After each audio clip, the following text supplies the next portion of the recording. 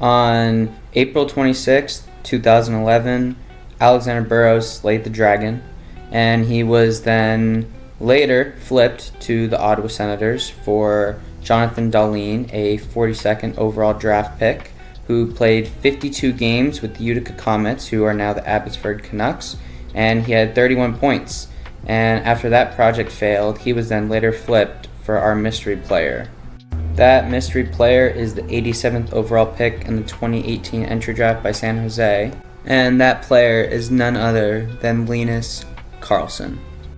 Linus Karlsson has been quietly having a really good start to the season, in my opinion. He has 4 goals in his past 8 games, and throughout the entire season has 8 points in 21 games, averaging less than 10 minutes a night. This is a player who's been consistently putting up points for the Canucks this season. When we take a closer look at the stats this season, he sits 4th on the entire team in on-ice high-danger shot attempts 4 per 60, which means he's the 4th most efficient player at creating scoring chances, basically in front of the house or in front of the net. And he also sits 3rd on the team on-ice expected goals against per 60 minutes, which means he's technically the 3rd best defensive player on the team at preventing chances for the other team.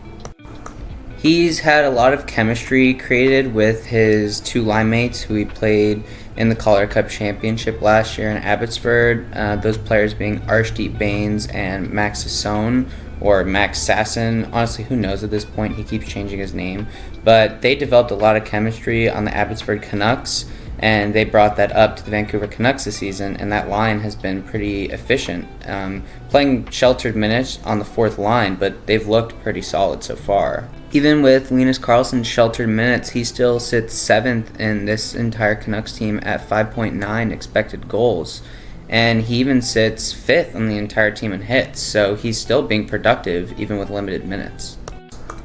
This is a player who has found himself on Power Play 2 for the majority of the year, and even sits 10th in points on a Canucks team who was projected to maybe not be a team that can score a lot of goals, but they've had a lot of goals come from players up and down the lineup so far.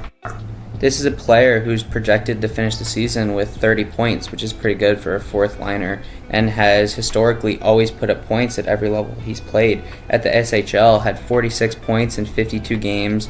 In 164 games with the Abbotsford Canucks, he had 148 points, including 26 points in 24 games in their Calder Cup run.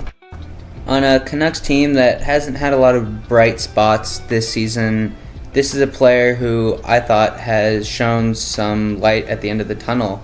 I mean, it shows that progression can work, and this is a player who we've been developing in our system who's finally started to pan out.